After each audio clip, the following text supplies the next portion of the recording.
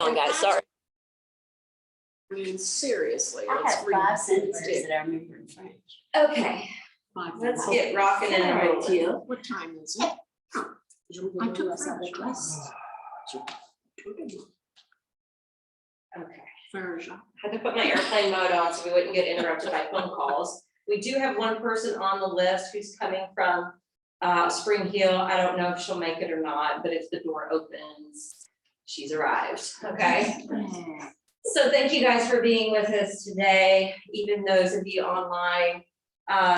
Over the weekend, I led a Reiki retreat, and I've never led a Reiki retreat. I just got my Reiki master a couple years ago during the whole pandemic, so that I could start training people to do this healing energy work.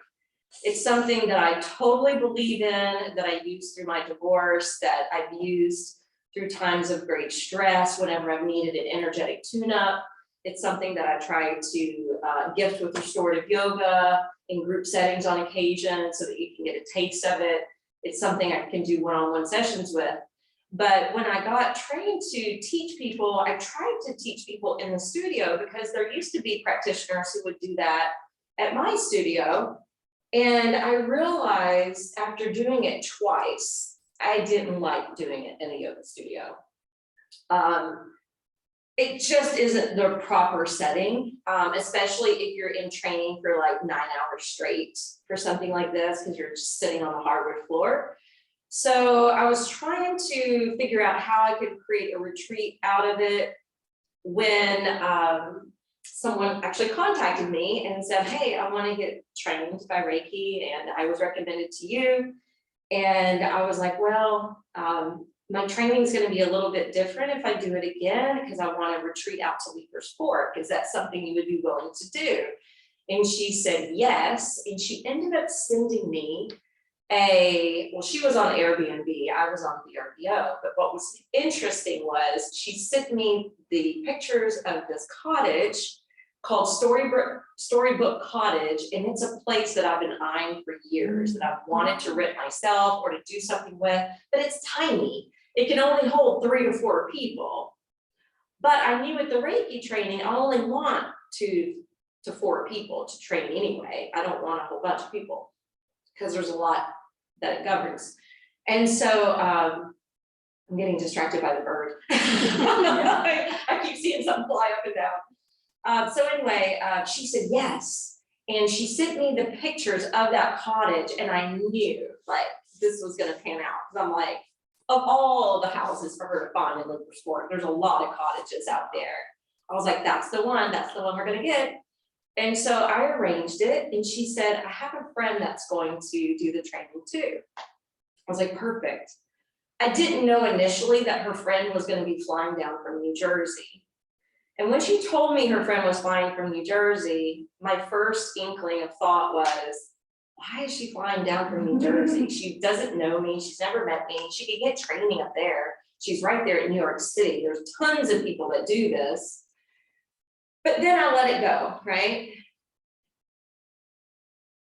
But isn't that systematic in our collective consciousness?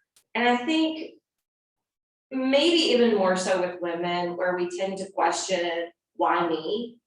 Like,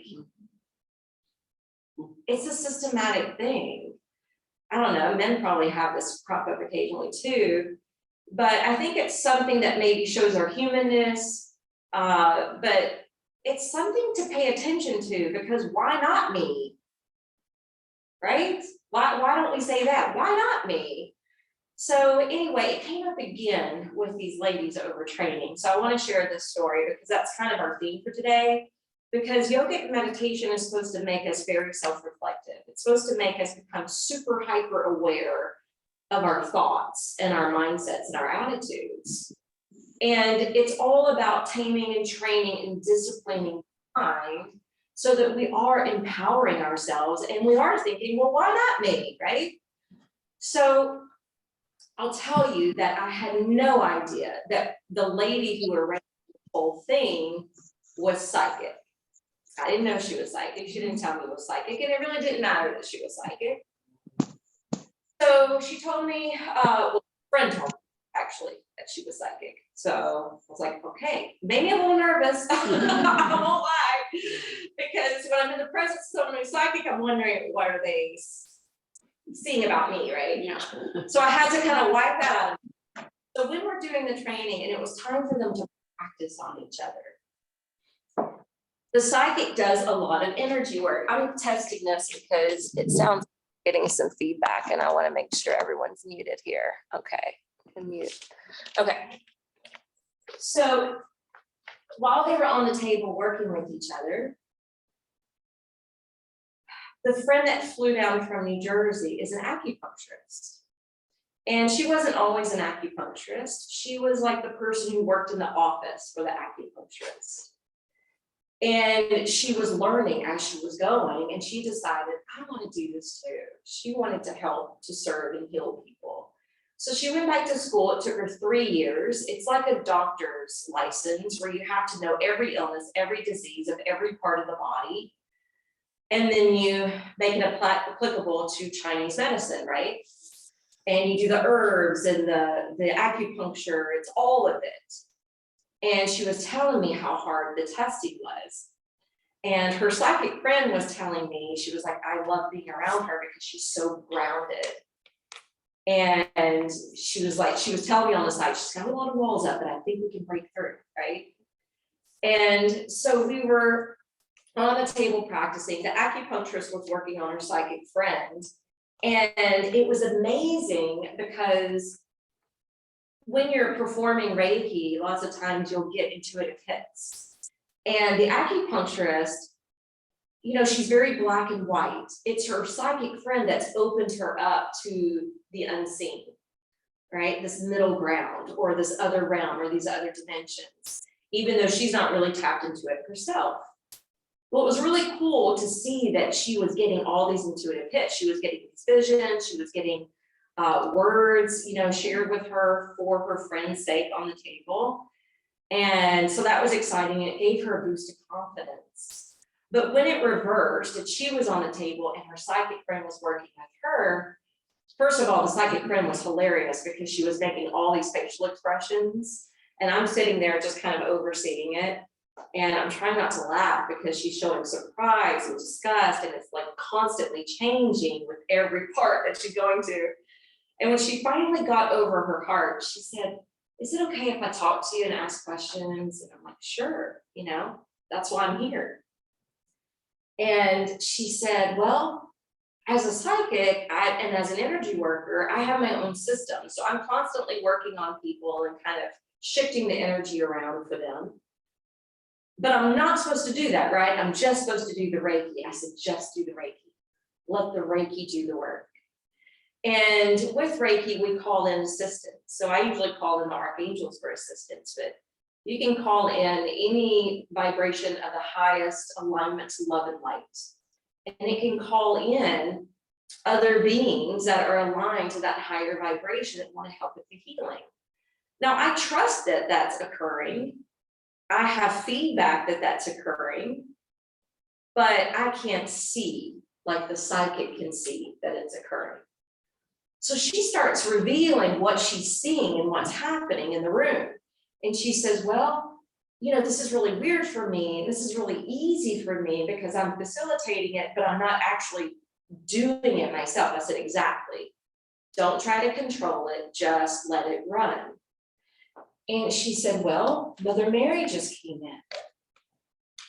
Is she supposed to be here? I was like, well, remember, we asked for the highest vibration of love and light that wanted to come in for the healing of this person. So yes, if she's here and she's of good intention, I mean, it's Mother Mary.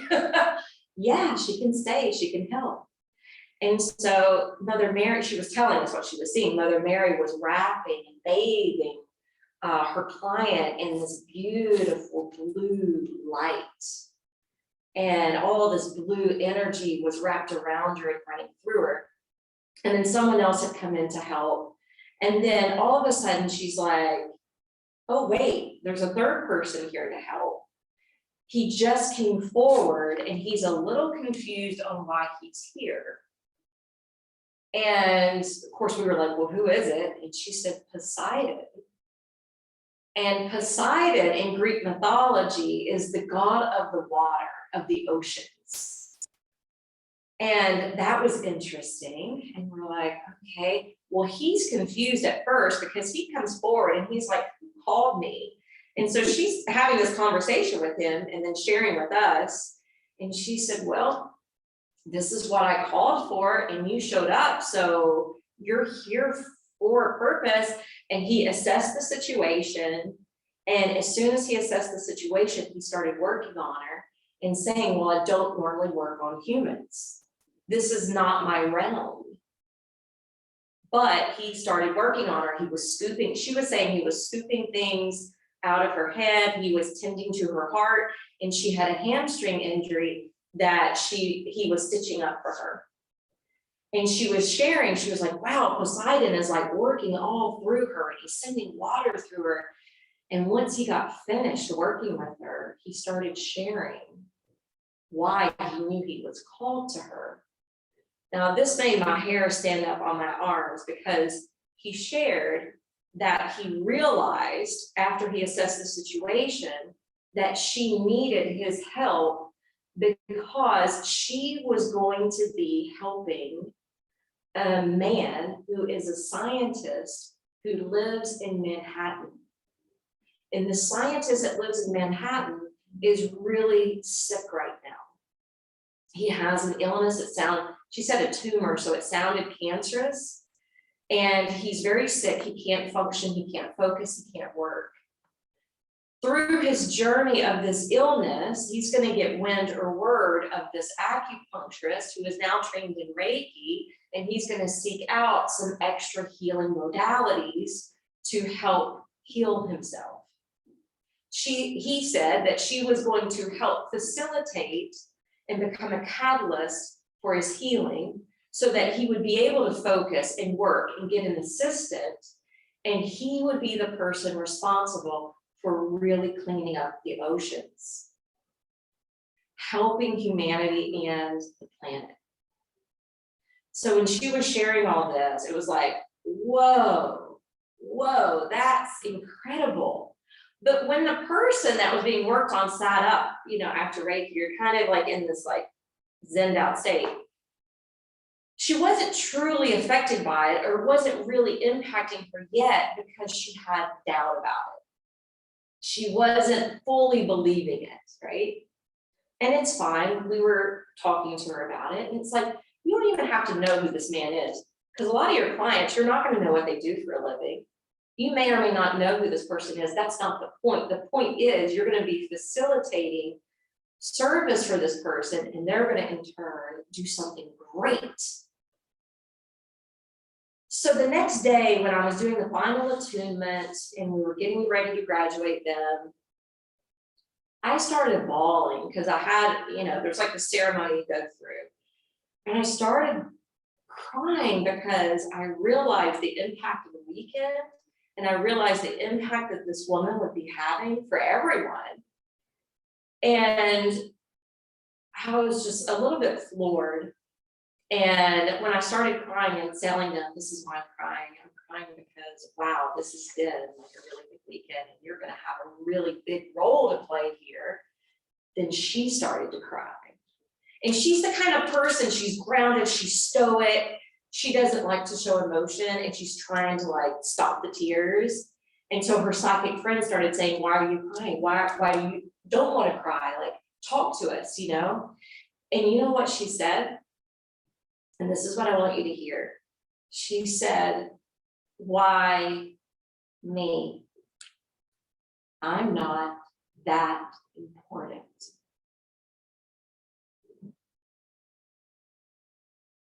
And I think we've all thought that or been there at some point. I mean, I could have gone down that rabbit hole when I found out she was coming from Jersey, right? I had the initial thought. So we all have that thinking at some point. So we were like, well, why not you? Everyone's important. We all have a role to play. We all are special. We all are worthy. All of us are here for a reason and a purpose, whether we know it or not. It's part of the divine plan, if you have belief in that. So anyway, I want us to start on our bellies in passive crocodile with the feet open, arms stacked in front. And I want you to rock your hips to loosen up your legs, your low back and buttocks. And then bow your head. And as you're here, pouring down towards the earth, penetrating the third eye that lets us be more insightful, more intuitive, and visionary. I want you to take a moment to reflect on a moment in time where you may have questioned your importance.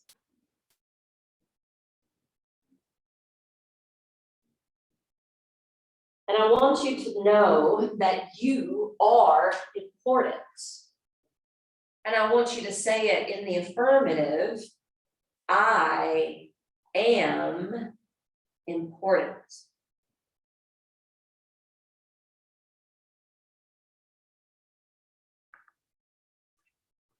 And then continue with the affirmation, saying internally, I am special. I am worthy. And I am loved.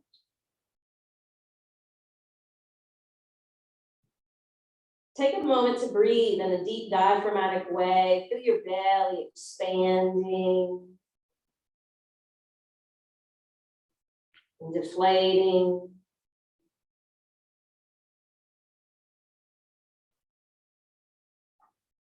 This deep belly breathing can assist digestion.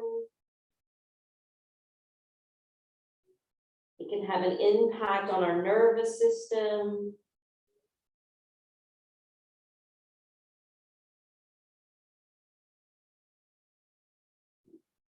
And can interweave the mind, body, and spirit together as one. On your next in-breath, I want you to pull the feet closer together. Lift your head up. Come to Sphinx pose. Elbows underneath the head of the shoulder bones. Forearms parallel, fingers splayed. Feel the weight now at the pubic bone region and lift and stretch back through your thigh bones, shin bones, and feet. And if your feet want to flop out, roll your heels towards each other slightly and notice how it starts to firm and engage the glutes naturally. And then fly up a little higher through your heart center, through your neck, to the top of the head. And if that strains your neck at all, you can angle the head forward to give it a little relief. Build that prana up into your heart space. Affirming, I rise joyfully to greet each new opportunity. On your next out breath, you're going to separate your feet. You're going to shimmy the hips. You're going to shrink down towards your shoulders. And you're going to gently lower the head.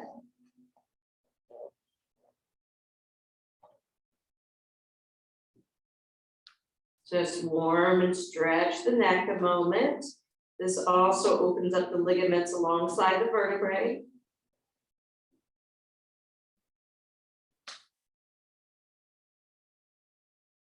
And now slightly tilt your head towards your left shoulder. Stretching the right side of the neck. It may even roll down to the top of the shoulder or even towards the shoulder blade, depending on your angle.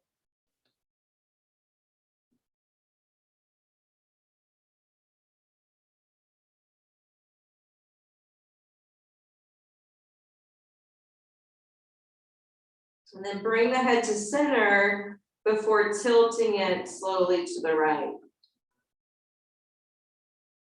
Maybe noticing the differences between the two sides.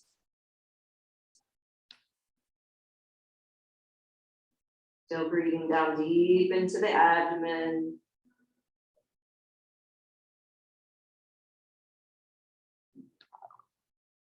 And then gently bring the head back to center, lift it up long enough to lift the elbows and slide your hands back underneath the head and shoulder bones. Draw the feet a little closer together, push up through tabletop and rock back into child's pose.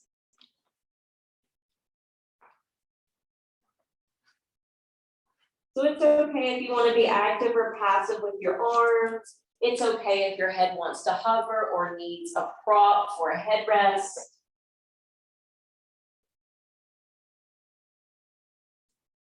Relax your jaw. Now try to breathe into your back body. See if you can feel and experience your back lungs filling up, as well as emptying out.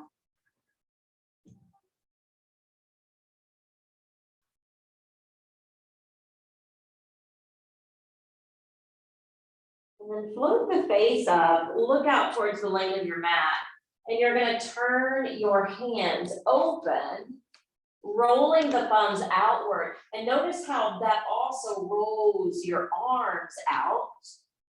Space between the shoulders and the ears. Apply pressure in the back of the hands. The elbows are off the floor. Again, the head may hover. It doesn't necessarily have to touch down. Feel the work, even through the side traps.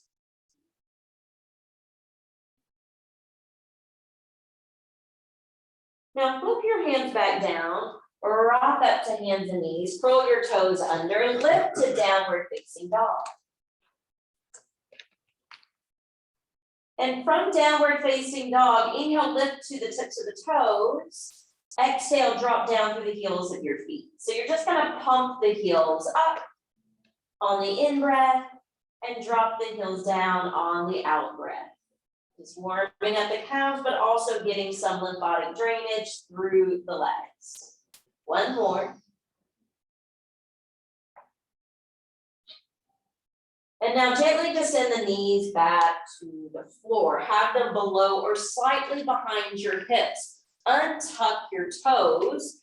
Your hands may be slightly ahead of the shoulders. I can tell mine are. And we want the bone stacking. So if you need to fine tune your alignment, do that for tabletop. Once you line everything up properly, push the floor away from you with your hands. Feel your upper back broaden and engage. If your heels are spinning away from each other, roll them slightly towards each other so you're stacked on top of the big toe, and then press through your ankles and knees or shins and feel your belly zipping up. Tabletop position. Send your right leg over to the side, turn the heel down, keep rooting through your left limbs, and circle the right arm up towards the sky.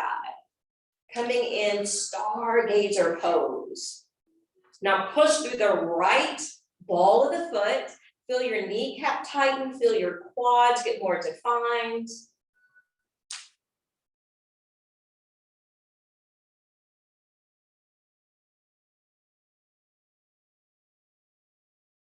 One more deep breath.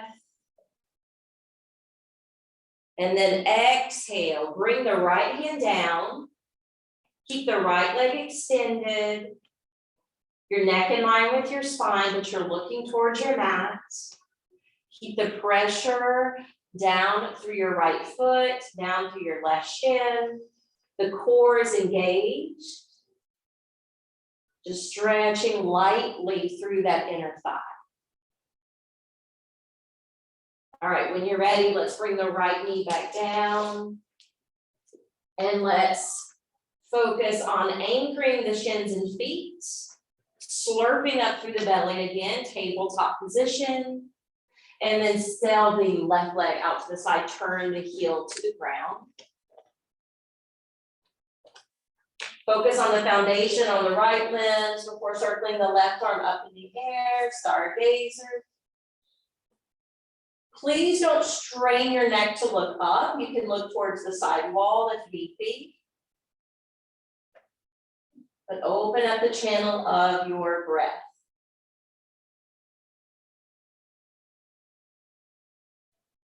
So oftentimes we think about when we're daydreaming, you know, hitching our wagon to a star, that famous old quote. And add in, why not me? Why can't that dream become a reality? That term impossible, change it to I'm possible. And lower the left hand down, stack it underneath the left shoulder. Keep the action in the left leg, keep the action in the core of the body. And just a very light, gentle stretch through the inseam of that left leg. Good, when you're ready, bring that left knee back down. We're gonna open up to cow tilt. And then we're gonna reverse it to cat stretch. Now take your time with each one of these positions. Notice what's happening with your shoulders. Noticing where you may feel a little stuck or stagnant in your back. And if you find that you need one more so than the other, it's okay to remain in that one and just breathe.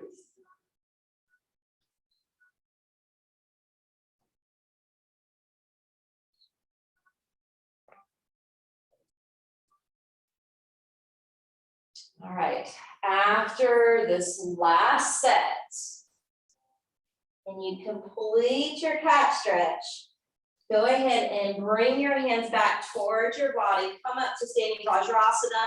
We're gonna step 1 foot forward, doesn't matter which, lean your hands to it and come up to stand. If that doesn't work, come up to stand your way. All right, we're gonna walk forward towards the top of the mat. Rock back and forth from the heels to the toes, spreading the toes nice and wide. All right, from here, bring your hands to prayer position at your hearts. Inhale, sweep the arms to your sides and up overhead. All right, with your feet planted down and your fingertips lifting upward, let's turn the right hand towards the windows, towards the right side wall, and lower that hand down and curve the upper body to that side of the room. Opening up the left side body. Opening up more for the metaphysical heart.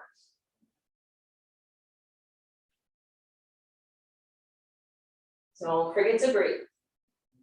Now rotate your right palm to face out. Inhale, draw it back up, Urdhva Hastasana. Exhale, turn your left hand out. Lower that arm, sweep to that side. Taking Chandrasana, your crescent moon, ensuring that your tailbones not touch, your thighs not shifting forward. You want to keep that natural curve in your low back, a neutral pelvis. Inhale, turn the left hand out. Go ahead and bring yourself back up. And then lean your head back, bring the palms together if that doesn't strain your neck, upward version. Feel the work in your thoracic spine. Have gratitude for this life, gratitude for the roles that you played, whether you're conscious and aware of it or not. And then bring the hands down your midline to your heart, and you're going to place your left hand over your heart and your right hand on top of that. Your thumbs are going to touch, fingers turn to the sides of the room like little wings.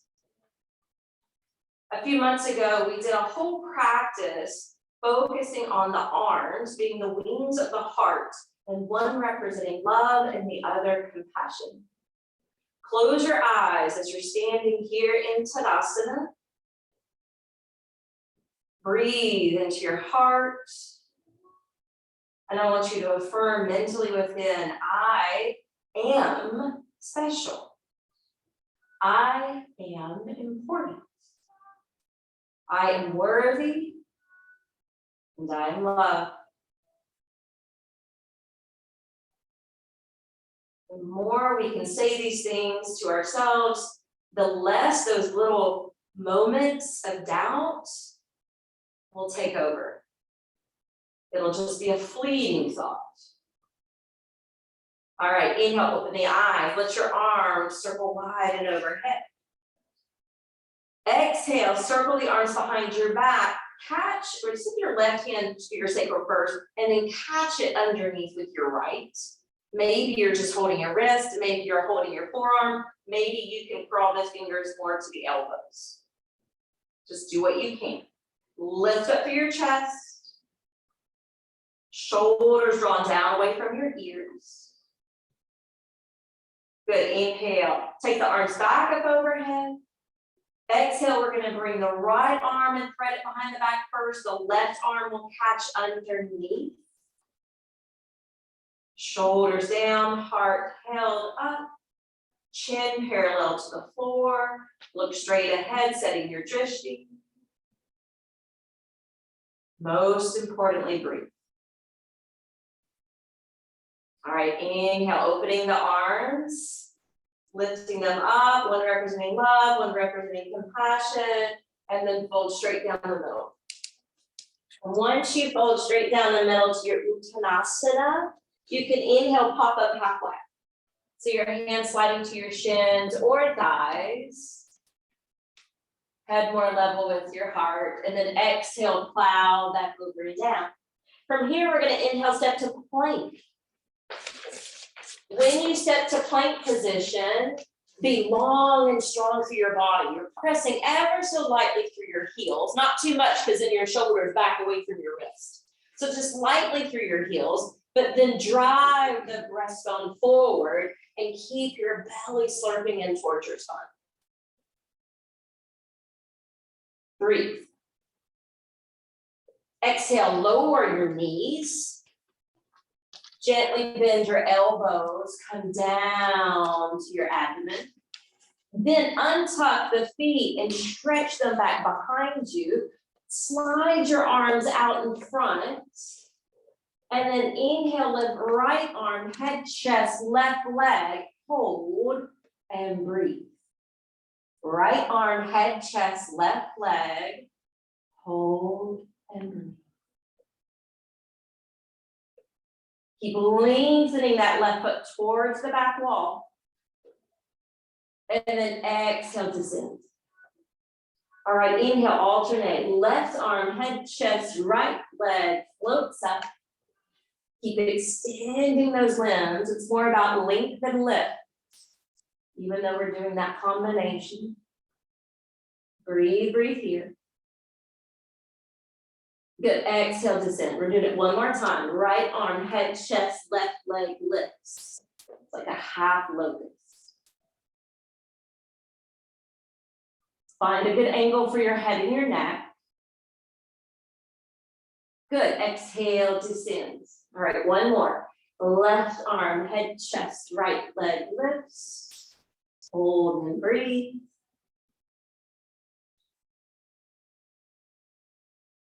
Exhale, release. This is our challenge. Inhale, both arms, head, chest, both legs lift.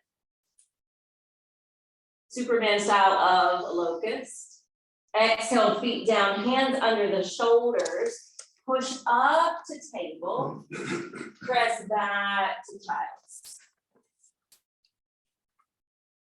Now that was a lot of work in our back, right? So breathe into your back body.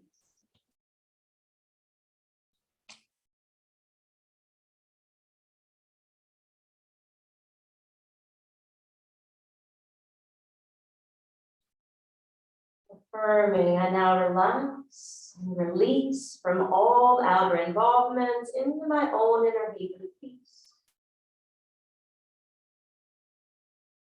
Inhale, slide your hands out, look out towards your thumbs. Rock up to tabletop, then exhale, curl your toes, launch it to downward facing dog. So Patty, you can do this from tabletop. And when you do it from tabletop, when you lift a leg, it's just gonna shoot towards the back wall. You're not actually gonna lift it into a back bend, okay? Inhale, we're gonna lift the left leg halfway up. And if you need to join Patty from tabletop, that's fine, because it's a great balancing pose. Either way, we're doing it.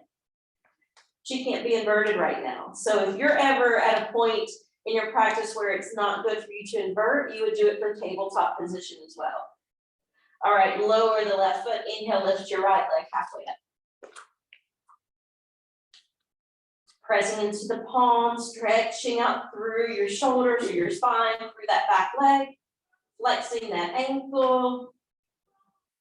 Good, now when you bring the right foot down, it's okay to step it in front of the left, because we're gonna slowly come to the top part of the mat, walking, slowly stepping forward, folding in half on arrival, Uttanasana. We're gonna be doing some standing poses after this. Inhale, lift halfway up. Exhale, drop back in.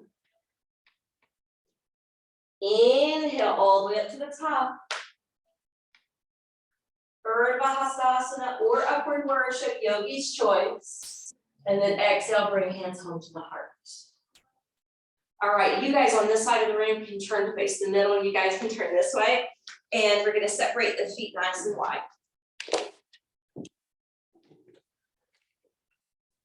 Once you have your feet parallel, we're gonna turn the left foot to face the short edge side of the mat. So you won't be mirroring each other in the studio. Once your left foot turns, you're gonna lunge that knee. And then if you have the flexibility to create your warrior two even wider, do that with your arms extending out. And with your arms extending out, look down your fire finger of the left hand, that's the middle finger. Flip that hand open, sail it up towards the sky. Lower your back hand towards your back leg. Exhale, bring the elbow down to rest on the knee, taking the right arm overhead or crossing it over the side of your ear. Plug your back foot firmly into the ground. Breathe in side angle, affirming I am a fountain of boundless energy and power. I am a fountain full of potentiality. Good, inhale, draw it up. Turn the left foot in, lower your arms. All right, reestablish here. Rotate your right foot towards the opposite end of the mat. Lunge that knee. Take your arms and splay them out, shoulder height. Make sure that front thigh is rolling open, your back thigh is plunging back and in. Turn your gaze on the fire finger of the right hand.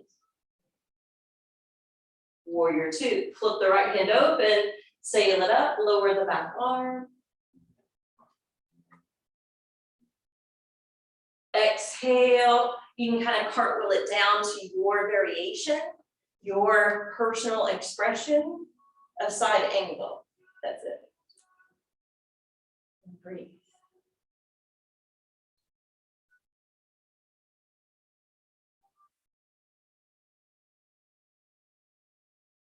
Good, slowly bring it up. Turn your right foot in.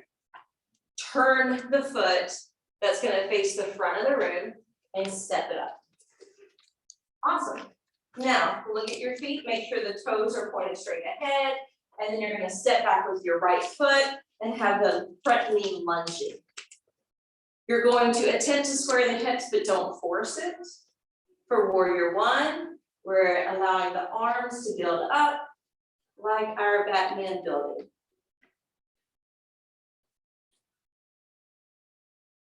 From warrior one, you're gonna loop your right arm under your left. Let the elbows catch each other. Let the hands move towards one another, regardless if they touch. If your arms are smushing your chest, lift the elbows higher.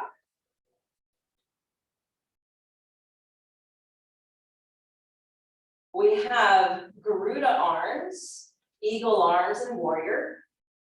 Keep the back foot glued down, and as you exhale, lean forward. Don't drop the head. Keep the head in line with the heart or higher. Inhale, build right back up.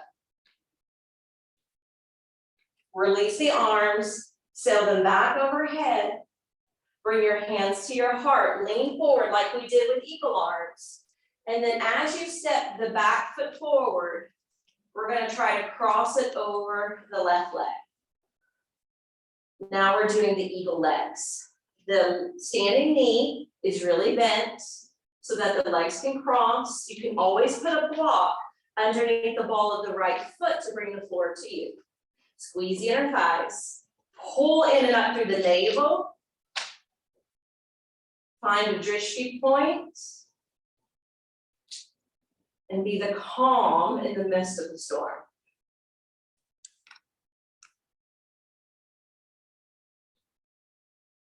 And cross, flatten both feet. Okay. Second side, when you're ready. Left foot's gonna step back, the right knee lunges.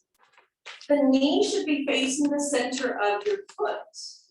Hips teed off, unless that's disruptive to your SI joints, then you can be more neutral. Bring the arms up.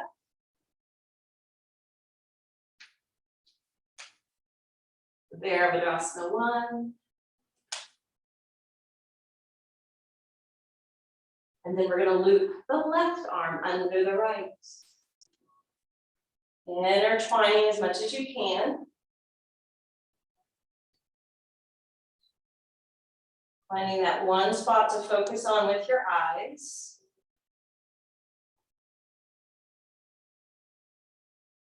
Exhale, leaning forward. It's not humble warrior, we're not dropping the head.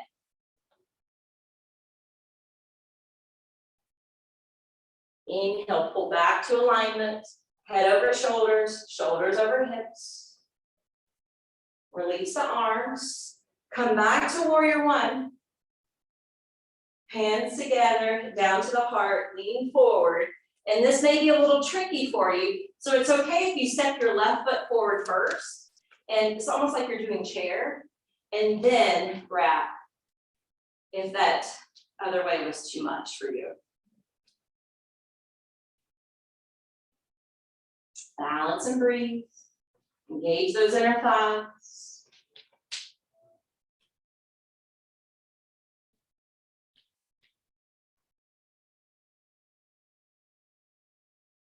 When you're ready, release. Okay, so I had mentioned 2 blocks. So I'd like them to be on their tallest form. And I want you to line up the blocks in your feet as if you were in tabletop position. So you want enough space for your spine to really extend. So Patty, bring the blocks more like off the mat, like forward off the mat in front of you. Yeah, that's better. Yeah. Okay, now hinge forward from your hips, take your hands to the blocks. And then notice if your belly's dropping, and maybe that is better for your low back. Hopefully you know what you need. Maybe you need that core engagement. All right, from here, I want you to step your left foot slightly closer to your right, just slightly. Pick up your right leg and extend it back behind you. You can choose to be right here, or if you want a challenge, come to the tips of the fingers. Notice how that can build your heart up a little higher. And then you can even try to splay your wings. Airplane pose. The blocks are there if you need them. In fact, bring the hands back down. Lower the right foot to the floor. But replace the right foot where your left foot has been. And carry the left leg up and back behind you. You're pushing back through the heel, the toes are turned down. You can stay right here today. The neck more in line with the spine. Or if you want the challenge, come to the tips of the fingers, maybe spread your wings. Danny just got to see the Blue Angels over the weekend, so. Imagine how fun that would be. All right, hands down, lower the left foot beside your right. Bend both knees. Hands come back to prayer, similar to chair. Utkatasana.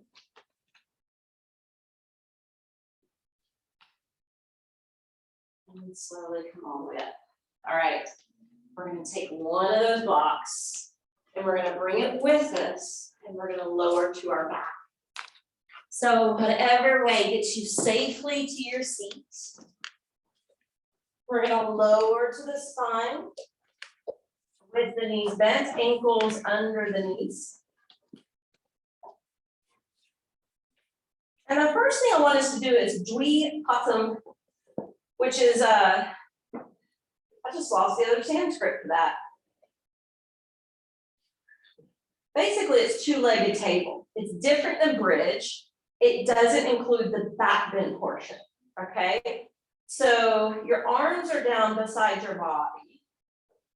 You're pressing into the soles of the feet. You're tucking and lifting the tailbone, but you're not over tucking. You're not trying to lift the pelvis. You're not trying to puff up the chest.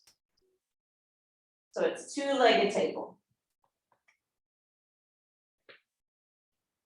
There's more weight in your upper back, even though you're still getting a very light traction through your neck. This is a great alternative if you can't do a full bridge. Now we're going to see, can we tuck the shoulder slightly under? Can we build the pelvis higher? Can we lift the chest towards the chin? Can we create more of that dynamic back bend? And then grab your block, we're not gonna stay in it long. Slip that block underneath your sacrum, slowly descend upon it and sit. Turn your hands open now and keep your knees parallel. Supported bridge. And it may be a supported two-legged table dependent on how much you rose up.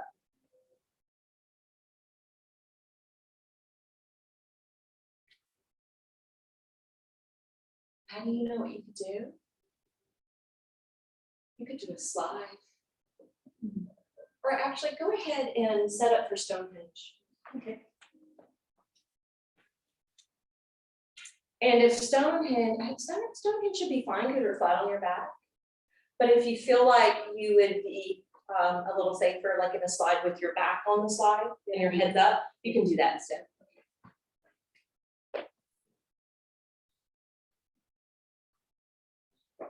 So Patty, I hope you don't mind me saying, she's coming back from eye surgery. So that's why she's being cautious and not doing inversion. So this is good information for everybody. If you've had dental surgery, if you've had eye surgery, you should avoid inversions where the head is dropping more than the rest of the body because it can put too much pressure.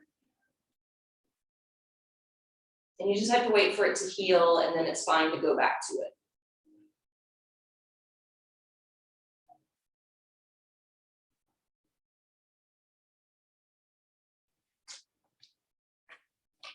If you want to fly the feet up and go to waterfall, you can.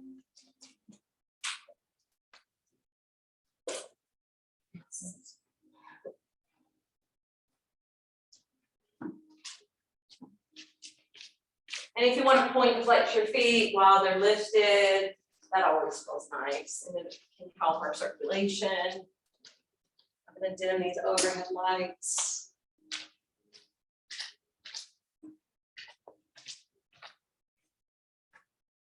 All right, bring those feet down, tuck and lift away from the block. Remove it from underneath. Cautiously come down to your low back, and then once you do, wrap your arms lovingly around your knees.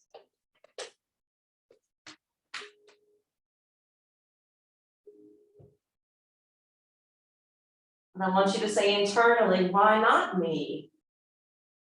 I am special, I am important, I am worthy, and I am loved.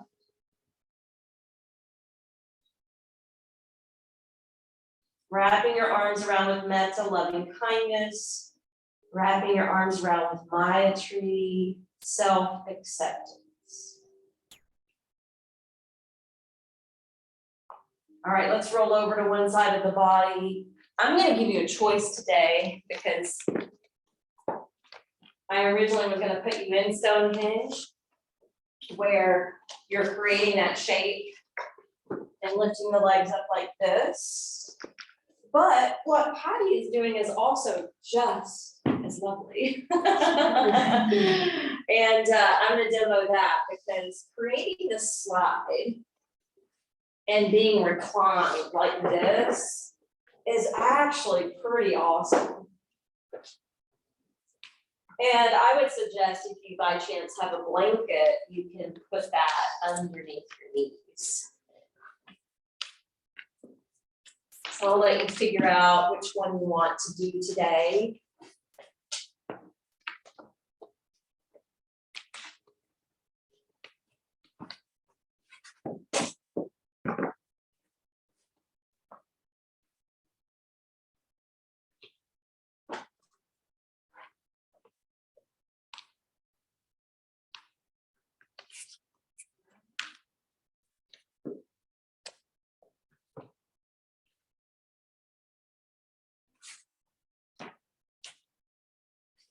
Take your time setting up and even ensuring that you set up in the right one. Because if you can't quite get comfortable, try the other.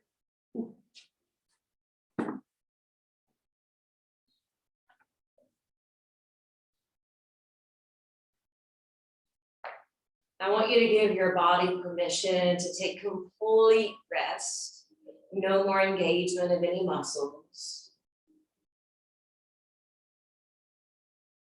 Going in state of being versus doing.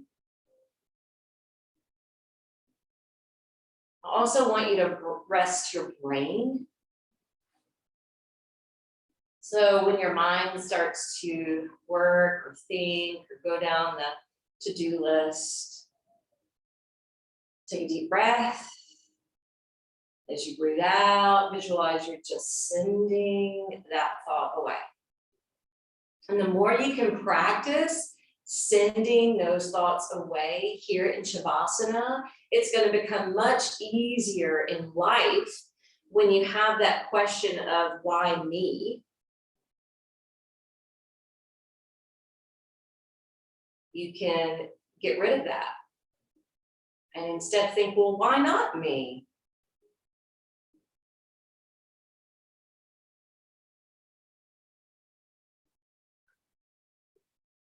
And just breathe your way into a state of bliss.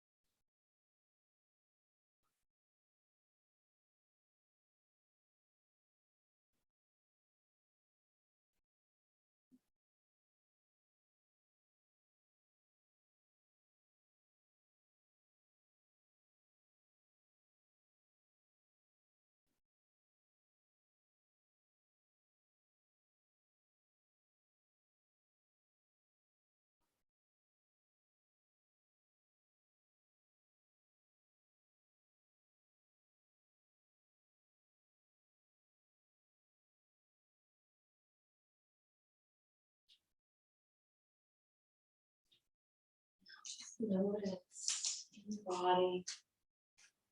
If you were able to truly let go. Was your brain able to relax at all?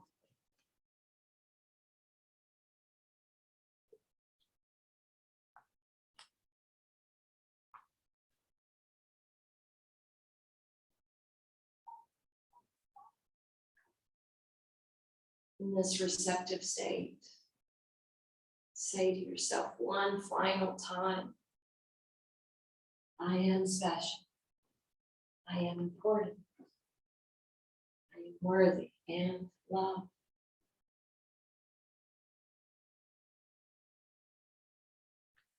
Dependent on the pose that you chose, once you enliven your breath, create some movement, create your exit. acclimate on your side once there, so you don't have to rush around.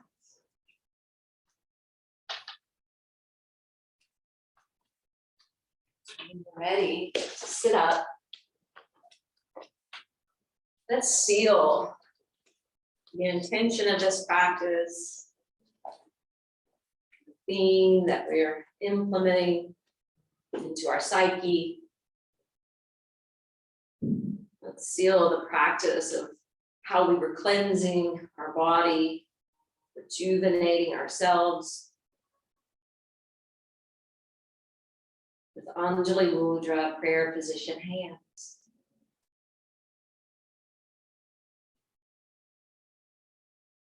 Om Shanti, Shanti, Shanti.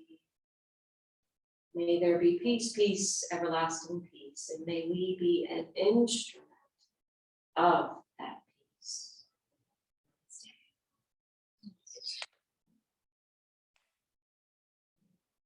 All for peace today.